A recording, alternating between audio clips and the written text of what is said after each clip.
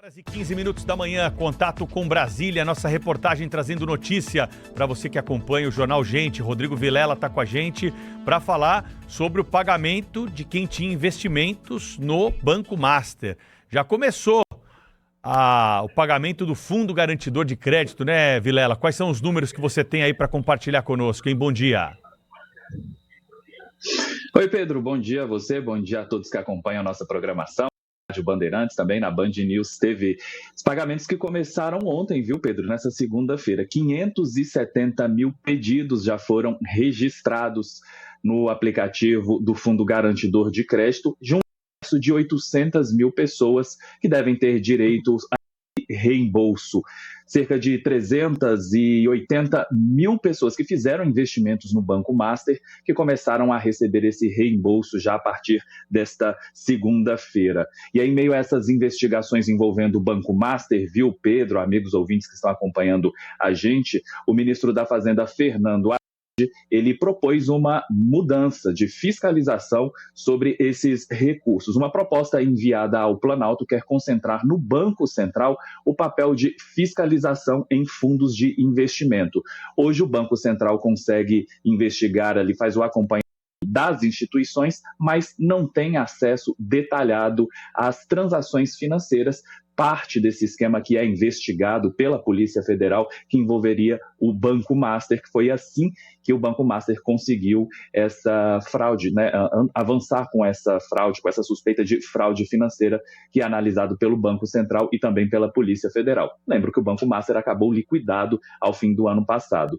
Hoje, esse papel de fiscalização, ele é entre o Banco Central, que, como eu disse, faz o acompanhamento das instituições, porém, esse papel das movimentações financeiras fica com a Comissão de Valores Mobiliários. A ideia do ministro da Fazenda, Fernando Haddad, é concentrar todo esse papel no Banco Central. Volto com vocês. Obrigado, Rodrigo Vilela, pelas suas informações. Cláudio, Sônia, nós estamos recebendo aqui, como acontece todas as terças-feiras, o professor Emanuel Pessoa, que é advogado, atua na área do direito empresarial e está conosco para discutir um pouquinho mais essas questões aí ligadas ao escândalo do Banco Master e os seus efeitos. O pagamento, o Fundo Garantidor de Crédito está aí, né, para fazer o seu papel para aqueles que tinham investimentos, aplicações de até R$250 mil. Como é que está caminhando esse assunto no mundo empresarial, nos seus contratos? O que o senhor está sentindo a respeito dos impactos que ainda teremos na economia brasileira, nos investimentos, a partir desse escândalo? Bom dia. Bom dia, Pedro. Bom dia à nossa audiência. Hoje, né? Bom dia para a Thaís, que está lá em Fortaleza de férias, né? Que bom, minha terra natal. Pedro, graças a Deus eu não tenho nenhum cliente com investimentos no Banco Master que chegue sequer perto da metade do fundo garantidor. Eu sempre avisei a todos eles que esse pagamento desproporcional de CDB simplesmente era impossível para qualquer pessoa que ouvisse, escutasse e tivesse um pouquinho de atenção, era óbvio que ia dar problema. Sobre o fundo garantidor, está sendo o desembolso mais lento da história do fundo garantidor, né? Talvez pelo volume imenso de recursos, os correntistas do Master, os investidores do Master vão demandar mais de 1/3 do fundo garantidor. Então, nunca foi tão usado na história, nem mesmo lá atrás, nas quebras de bancos dos anos 90. Então, o recebimento do fundo garantidor também poderia estar ameaçado com aqueles riscos que nós tivemos de que se pudesse desfazer a liquidação do Banco Master, o que iria gerar uma grande insegurança jurídica, porque acabaria obrigando diversas dessas pessoas prejudicadas a entrarem na justiça para tentar sacar o fundo garantidor, o que só foi possível e só é possível por conta do Instituto da Liquidação promovido pelo Banco Central.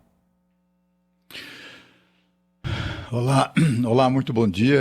Esse fato, toda essa confusão, né, do que agora resulta no sistema financeiro honrando os investimentos através do FGC, esse é um dinheiro que sai dos bancos, é um fundo, né, que é alimentado pelo próprio sistema financeiro. Isso é muito bom, né? Isso mostra a vitalidade do sistema financeiro de alguma maneira.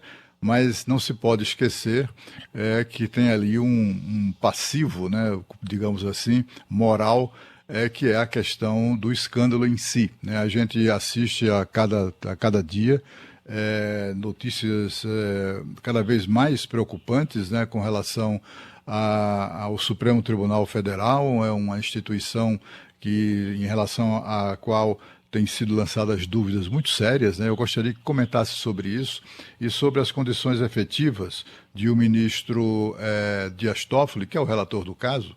Ele é que foi lá e garantiu essa relatoria, né? Também de maneira bastante inusual.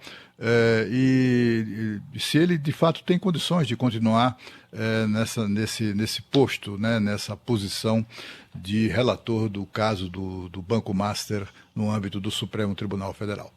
Na minha terra, Cláudio, quando alguém faz uma pergunta como a sua, diz que você quer um foguete, porque o Supremo Tribunal Federal, se a gente falasse tudo que a gente pensa, né? O Supremo Tribunal Federal já mostrou que não gosta. Mas vamos tentar colocar isso da maneira mais, digamos assim, técnica para as pessoas. Existe algo chamado conflito de interesses. E o conflito de interesses ele pode ser aparente ou ele pode ser efetivo. O conflito de interesses ele é aparente quando qualquer conduta objetiva, subjetiva ou relacionamentos fazem parecer para uma pessoa comum, para um terceiro, que algo pode afetar a imparcialidade da justiça. Quando a gente olha a estátua da justiça, né, a Deus da justiça vendada, para dizer que a justiça não olha, né, que ela é cega, não olha quem lhe pede, e os pratos equilibrados. No Brasil, a justiça não é cega, ela sofre de miopia seletiva. Então, o que acontece aqui é o seguinte: a partir do momento que o ministro Dias Toffoli viaja com o advogado de um dos diretores do Banco Master para assistir uma partida da final da Libertadores em Lima, no Peru, nós temos algumas coisas que começam se apresentam como impróprias para o terceiro, para o cidadão comum. Primeiro, o ministro do Supremo Tribunal Federal viajando no jato que leva advogado.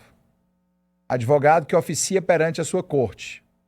Advogado que fazia parte daquele grupo Prerrogativas que atuou juridicamente em favor da candidatura do atual presidente da República.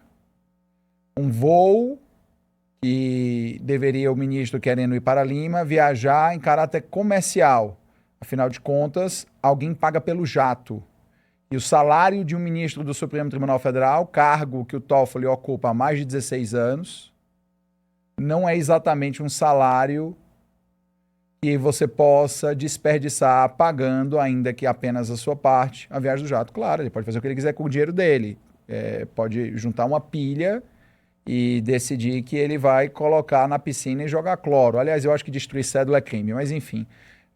O que eu quero dizer é, a aparência de impropriedade não significa que houve impropriedade. Pode não ter acontecido nada. Eles podem ter a viagem inteira insistindo na maior mentira futebolística da história, que é o Palmeiras tem Mundial. Podem. Mas, para um terceiro, é improvável que isso tenha acontecido. Então, existe um conflito de interesses aparente. Onde é que nós temos um problema sério na justiça brasileira? Quando os conflitos de interesse existem, os julgadores devem se dar por suspeitos ou impedidos, ou seja, não posso apreciar essa questão. Ah, mas eu não fiz nada de errado e posso provar. Não importa, porque a justiça precisa ter a aparência de ser justa. A partir do momento que a justiça perde a aparência de ser justa, as pessoas perdem a confiança no judiciário. E hoje deve haver mais pessoas que gostam do Congresso Nacional, olha que desgraça, do que gostam do Supremo Tribunal Federal. Porque o Supremo Tribunal Federal está sempre envolto em situações de conflito de interesse que não se explicam, decisões judiciais que ferem a consciência do cidadão médio e claramente situações em que julgadores falam em público sobre processos nos quais vão atuar, coisa que um juiz de primeiro grau, numa comarca no interior do Brasil, seria punido. Então, Cláudio, sobre o Banco Master, não importa para esta fala que eu estou fazendo, para evitar você me colocar num foguete com o Supremo, que haja ou não algo efetivamente errado. O que interessa é que existe uma aparência de impropriedade, que é o deslocamento do processo da Justiça Comum para o Supremo Tribunal Federal, logo depois que o ministro do Supremo Tribunal Federal viaja em um jatinho para assistir uma partida de futebol em Lima com um advogado de diretor do Banco Master. Então, esse é o principal problema, independentemente de irregularidades reais ou não. Isso por si só seria suficiente para que o Toffoli jamais pudesse tocar no caso.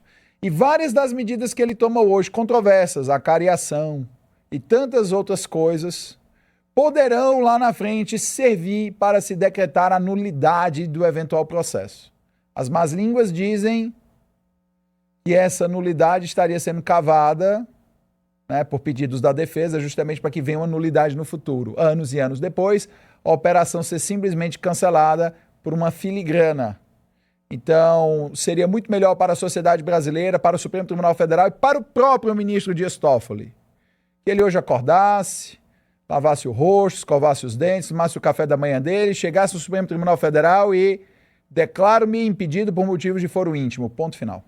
E passasse para outro ministro. E assim caminharia muito melhor o Brasil. E esse é um filme que pode se repetir, né? Porque na Lava Jato, inclusive com ele, né? Tudo caiu a partir de decisões do próprio ministro Toffoli, que tem mais explicações a dar, além dessa questão da viagem à partida de futebol, como lembrou o professor Emanuel. Ligações da família dele com o resort, uma venda.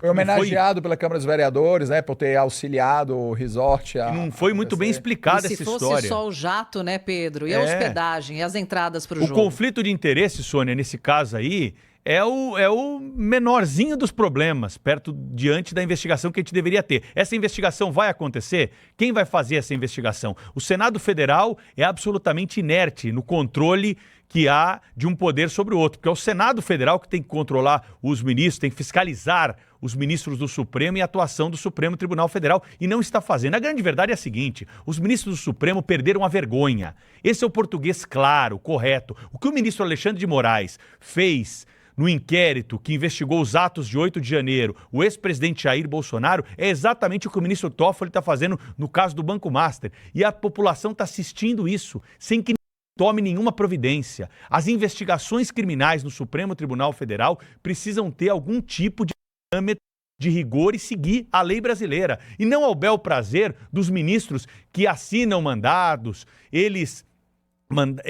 mandatos, eles, de alguma forma, eles determinam ali o curso do processo ao bel prazer, sem que haja respaldo legal nisso tudo. Então é muito importante que a gente coloque luz nessa investigação e faça as cobranças necessárias. A explicação precisa ser dada, e não porque tem a capa preta ali de ministro do Supremo Tribunal Federal sobre os ombros, achar que há uma proteção a respeito de todos esses escândalos. Porque são verdadeiros escândalos que estão acontecendo e sem que ninguém tome nenhuma providência. Parece que ninguém pode fiscalizar o Supremo Tribunal Federal. Esse sentimento que fica. Pedro, na verdade, são 3 problemas, né? Eu compartilho da sua indignação, e eu sempre que eu venho aqui, eu digo que o maior problema do Brasil se chama Poder Judiciário.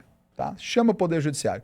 Porque amanhã, Pedro, se nós elegêssemos o melhor Congresso do planeta Terra, não adiantaria nada que ele passasse as melhores leis, porque o Supremo declararia inconstitucional, inventando qualquer princípio escrito em alemão, ou qualquer outra coisa que eles inventam, e simplesmente tomariam as decisões de políticas públicas como são eles que tomam quando não gostam. Basta você ver as questões relacionadas a aborto, maconha e todas as outras coisas. Não foi o Congresso Nacional, é o Supremo que tomou a decisão. E vocês, 11 ministros, não foram eleitos.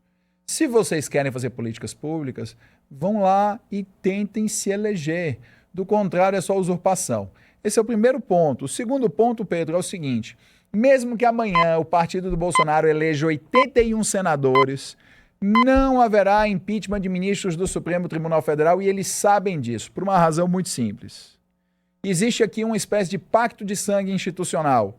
Um verdadeiro ninguém solta a mão de ninguém. E ele é uma armadilha colocada na Constituição de 88, e quem quer que fez isso, que tomou essa adesão, tomou à frente, é o verdadeiro responsável pela tragédia institucional que paralisa o país.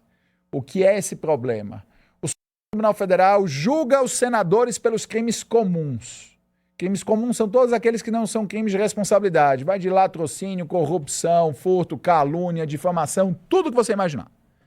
Em contrapartida, o Senado julga o Supremo no impeachment, nos crimes de responsabilidade. Então, se nós olharmos especificamente a história do Supremo Tribunal Federal, nós temos praticamente nenhum senador condenado na Constituição de 88. Tivemos o Collor, também, né? Tivemos, acho que o Debrando Pascoal era senador, o cara da motosserra, o cara pegou a motosserra e matou alguém, também em Supremo. Se você não tivesse condenado aí, né, querido, aí também era demais. Então, fora isso, inúmeros casos de corrupção são engavetados, prescrevem ou são anulados por filigranas, porque ali ninguém solta a mão de ninguém. Se o Senado resolvesse julgar o Supremo por impeachment, crime de responsabilidade, fora dos autos, por exemplo, tá? É um crime, poderia configurar, dependendo de como fosse, um crime de responsabilidade, porque fere o decoro e a dignidade da justiça e fere a lei orgânica da magistratura. Mas, se isso acontecesse, o Supremo começaria a andar os processos criminais. E nós já vimos deputados e senadores que, embora invioláveis por votos, palavras e opiniões, vêm sendo perseguidos no Supremo Tribunal Federal pelas suas opiniões constitucionalmente protegidas.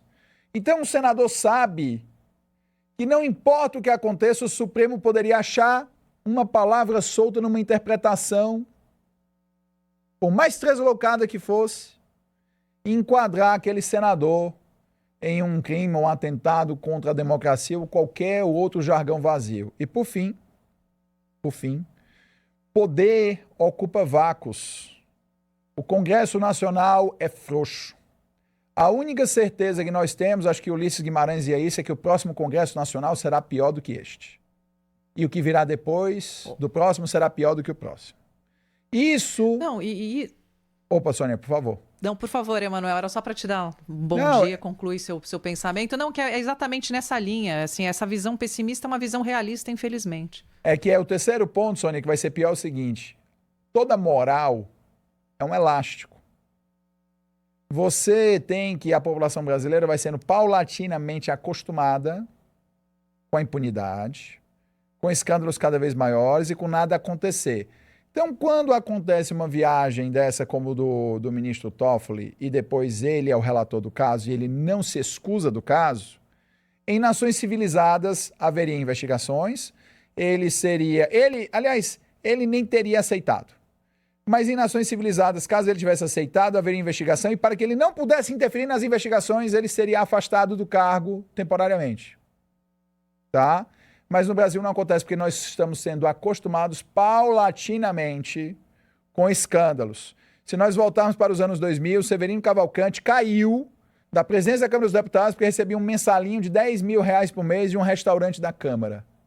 Comparado com o que se vê hoje no Brasil, trocado, merreca, não paga o bolo da Dona Maria no ponto de ônibus, na proporção.